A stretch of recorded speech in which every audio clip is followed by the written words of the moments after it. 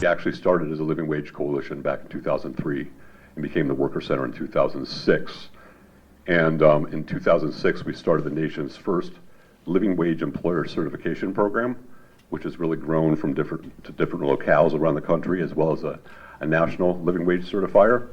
And so for us, this new number really informs our living wage employer certification program, how much employers will have to pay. Campaign we have at the county level, which would increase the minimum wage to a living wage or a higher wage than it is presently in Tompkins County, which all of upstate is $15.50 an hour presently.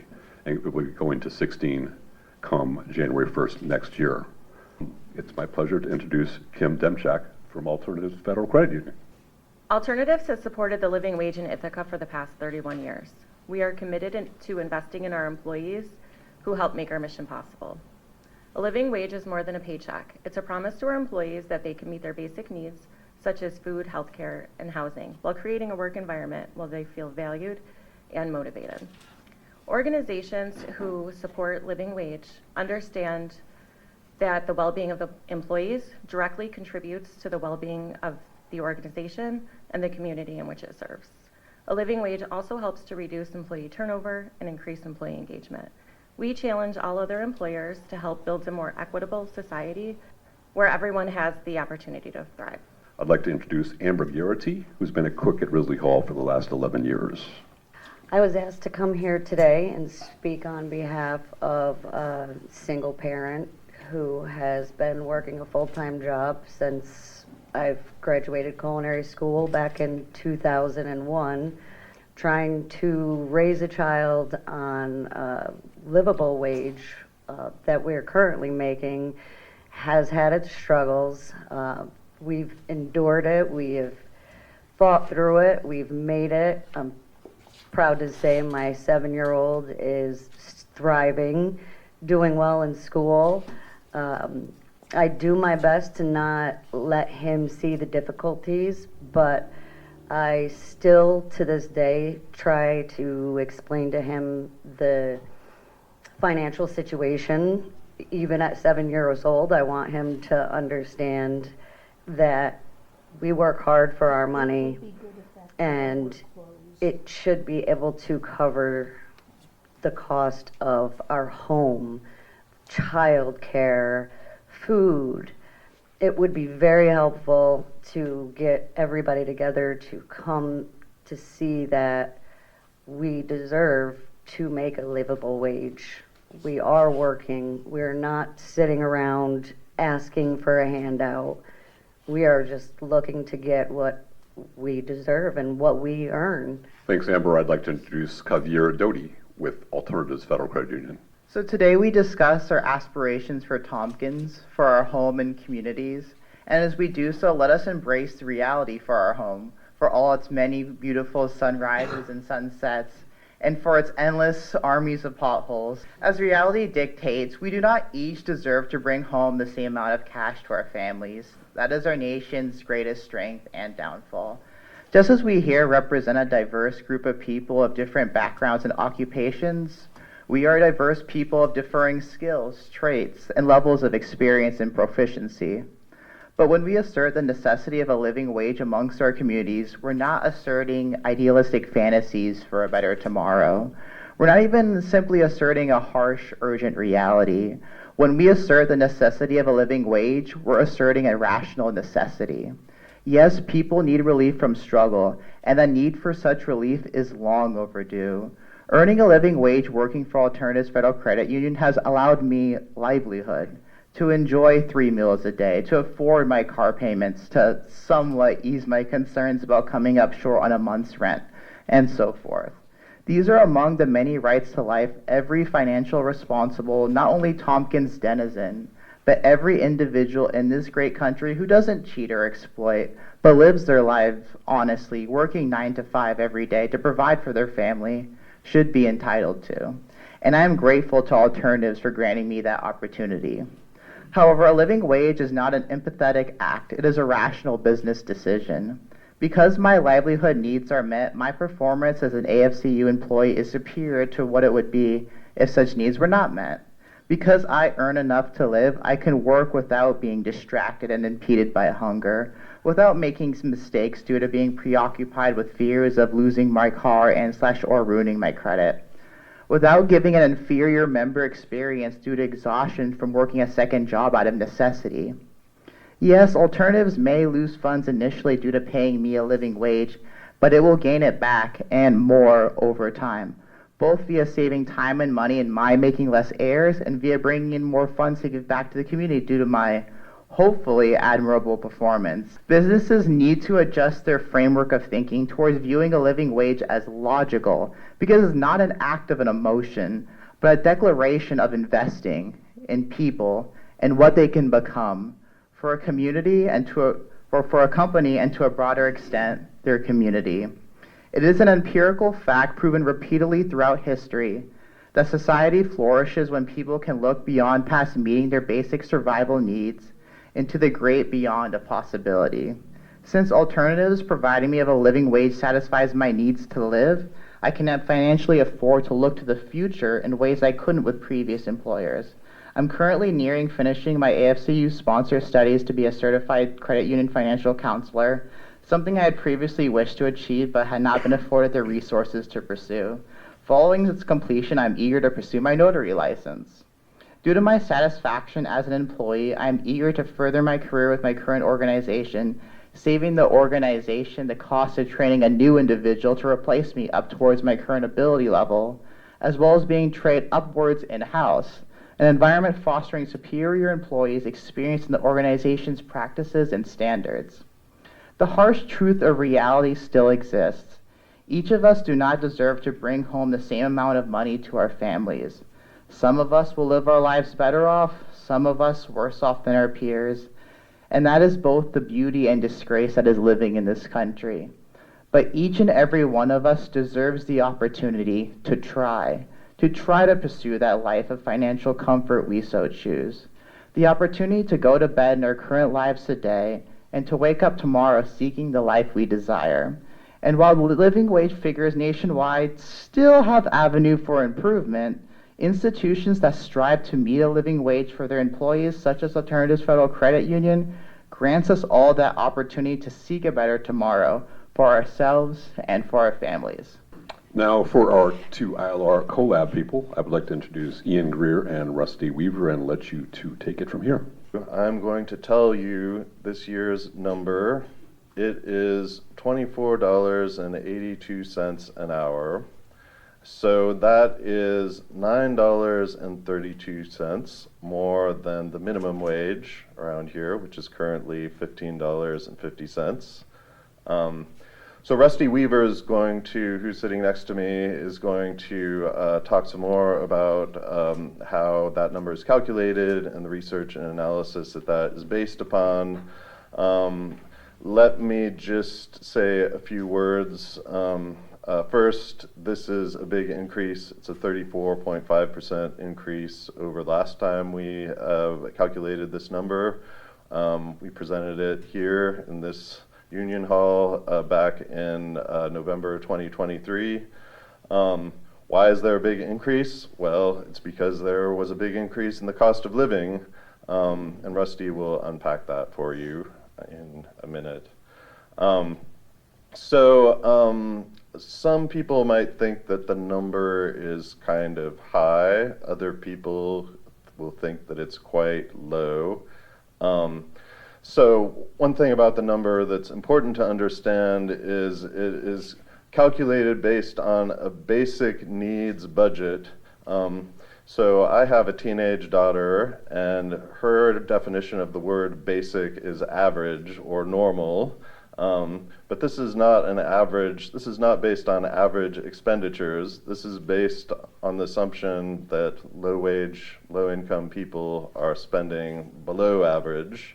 So it's based on expenditures from a single-person household, no kids. It does not include childcare.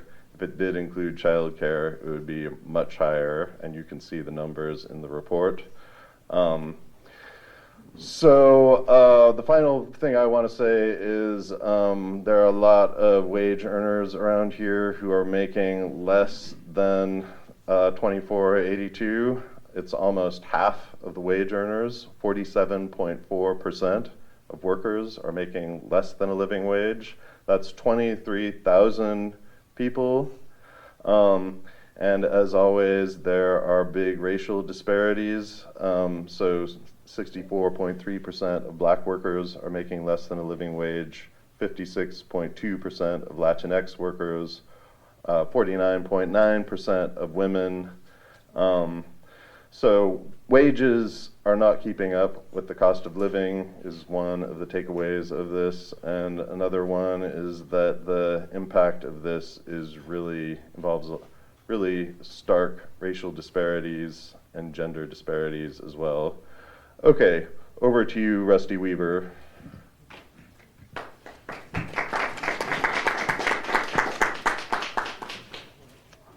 So thank you for having me. And first, I just want to acknowledge both Alternatives FCU and the Tompkins County Workers Center. They've been doing this work a lot longer than Ian and I. We jumped in the game for the last calculation, and we're very, very grateful for that. And so what we've done is just build on that tradition of Alternatives FCU and the Tompkins County Workers Center computing this living wage number year in and year out. And so the way that we went about it, the way we went about it the last time we put a number together and the way we went about it this time is to go in and access data that business owners typically have access to and not the general public. Business owners often purchase localized expenditure data on how consumers in a given market region are spending their money.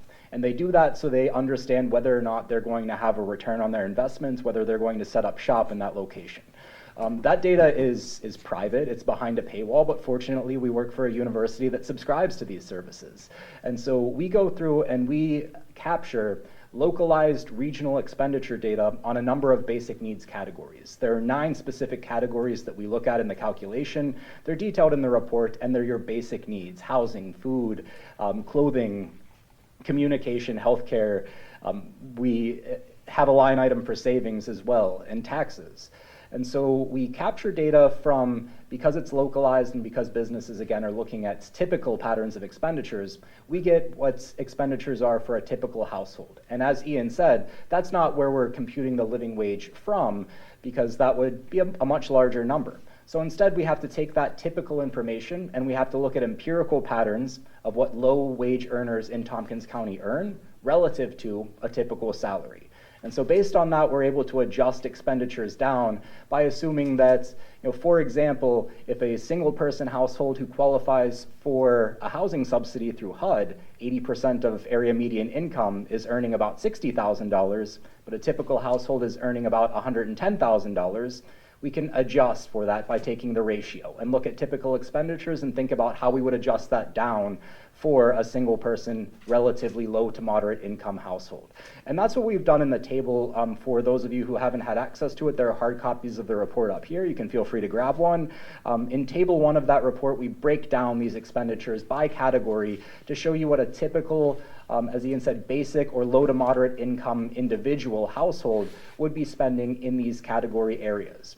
We then take that, we add it all up to think about what a basic needs budget would be for a month, and then we assume that a full-time worker works 2,080 hours a year, 40 hours a week for 52 weeks, and we just do the math. We back in then to what the hourly calculation would be, and that came out to this year $24.82. For those of you who do follow living wage policy and living wage analyses, you're probably also familiar that there is a national living wage calculator produced by researchers at MIT. The current MIT living wage for a single individual with no children in Tompkins County is $25.35 per hour. So again, we're kind of right there with comparable measures. Another way that we try to look at what a cost of living might be for a basic needs budget in an area is by looking at, I've already mentioned HUD, and I'm sorry I didn't spell that out, it's the Department of Housing and Urban Development. That's the agency that puts out fair market rent numbers for every locality, every county basically in the United States that determines, it's basically the rate at which a low income household would be expected to pay for housing for a given month based on their income.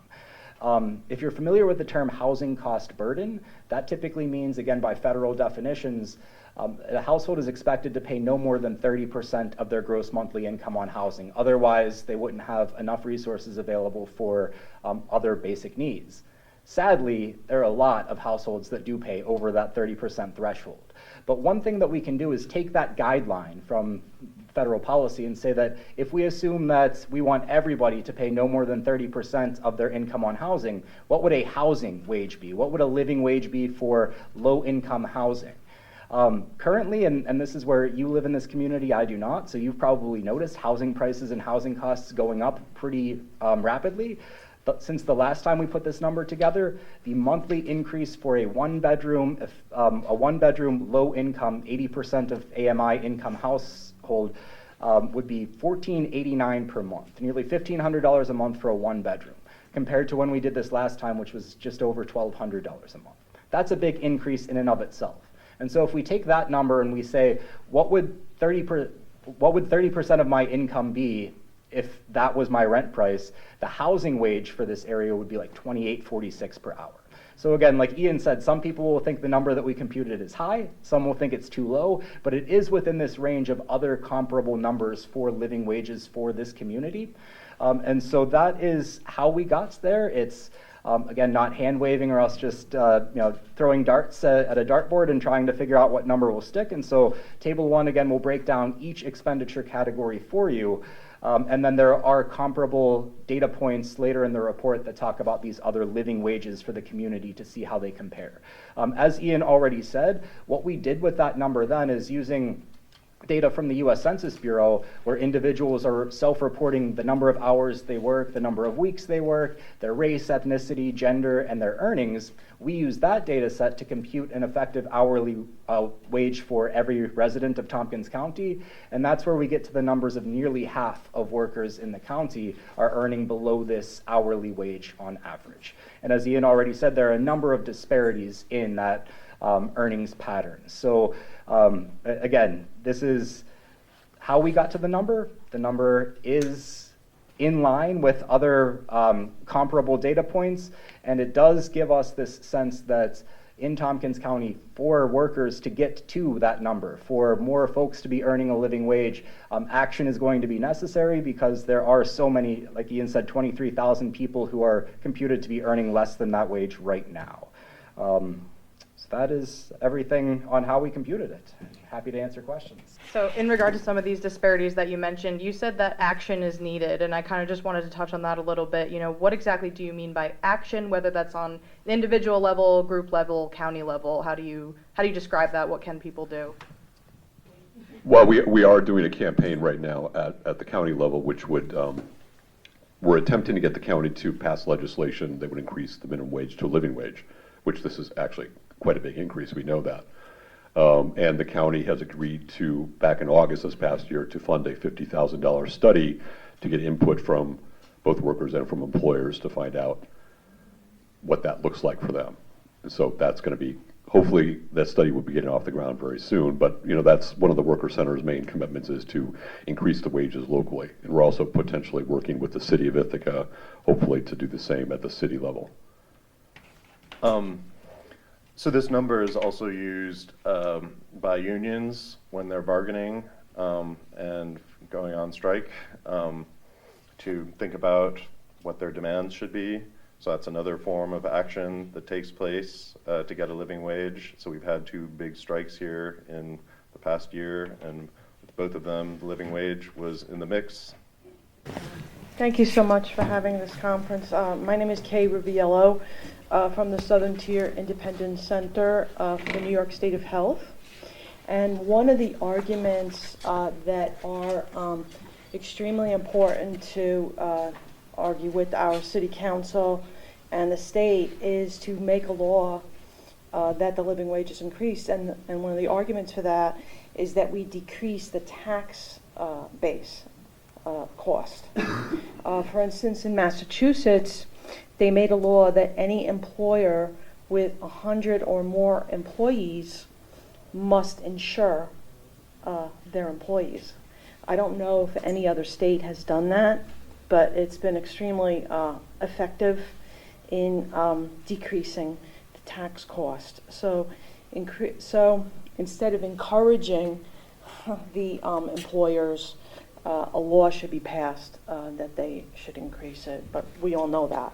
I also want to state that employers bear, of course, a lot of responsibility, but there is lots of responsibility to be beholden on all of us and how we perceive people who work in retail, fast food, people who make less than us or make the amount that I make and others make, because they're people trying to make ends meet, trying to accomplish good.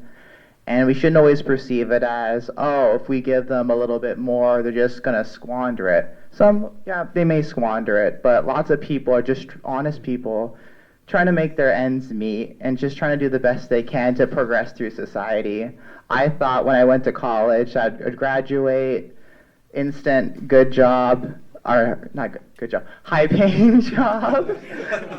I like my job. I like my job, but I like an instant high-paying job, a high position, just be like a yellow brick road, so to speak. But unfortunately, it's not the reality where you just graduate from college or you think you make all the right steps and it just magically all falls together.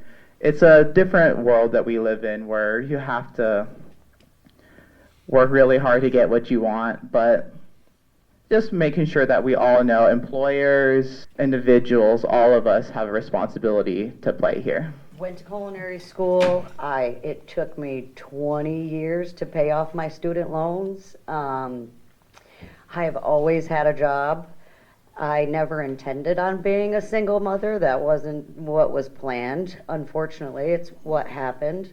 Financially for me, it was the only bad part I'd have to say about becoming a single parent. But I work hard for what I do, and how hard I have to work, it's also caused a lot of health issues, which is a struggle for me. If my son is sick and I have to take off of work, I'm using my vacation days, my sick days. I don't have a social life outside of work because I don't have the income other than what I have to pay my bills. My budget is on a very thin line where I don't have the option to go out or pay a babysitter, so I don't have a family close in the area. But I work hard, and I don't think I should be struggling as much as I am for what I do. I've always worked hard. I love my job. I have a passion for food, and it will always be in my blood, but it's manual physical labor. It's hard work. And I just wish we could get somewhere where I can reach my future goals. I want to buy a house. I don't want to continue paying rent. I want my son to have my house be passed down to him. You know, I don't want him to struggle like I have had to. And in order for us to do that, we need to start somewhere first to get there, so that way the future people, won't be in the same situation, that right out of college, they're, able to get a job and not spend 20 some years paying off their student loans. I mean, right out of school, I was making $8 an hour, back in 2002. And even with this livable wage, I'm still struggling. And I'm not asking for handouts. I'm not asking to have anybody pay my way. I love working, and I have a lot of pride in being able to handle my life and take care of my child. The struggle, though, it's mentally, physically draining, and I don't want my son to have that. So it's a step we need to take. And I was just curious, if you mentioned 23,000 employees in the county make below this living wage, do you have a breakdown by industry and or employer? And also specifically, do you have a sense of how many Cornell employees make below that number? So with the data that we have access to, we cannot get down to the employer scale, but we can break down by industry. We did that in our last report, and I mean, it's mostly the usual suspects: food and accommodation services, retail, and then surprisingly, and this is because of the support jobs, but the healthcare industry also has a pretty high fraction of sub-living wage workers, and that is, again, because of building support services and things of that sort. So it's not something that is industry specific. There are some industries where the concentration is certainly highest, but it is something that touches every part of the economy. Historically, Cornell paid its directly employed workers who is claimed as employees a living wage. It excluded student workers and contractors and various other people. But for example, the union group that was making above the living wage threshold, with this increase, there are many in that group who are making under the living wage threshold. Just an insight that why certified nursing aides and personal care aides are so low paid is because Medicaid has not been paying the facilities. The facilities are 60% privately owned. And that is a huge problem in this country. And Medicaid, I think, hasn't raised the payouts to the providers for over a decade or more. And so their hands are tied. I was just at a nursing home where one CNA had 14 residents, and that was against federal law under the prior administration. Of course, the House just passed a resolution that we're looking at possibly $880 billion less to Medicaid. It doesn't bode well for a living wage, unfortunately. We're in dire times. That was a press conference by the Tompkins County Workers Center and the Alternatives Federal Credit Union. This has been Ithaca DSA Presents. I'm Teresa Alt. Thanks for watching.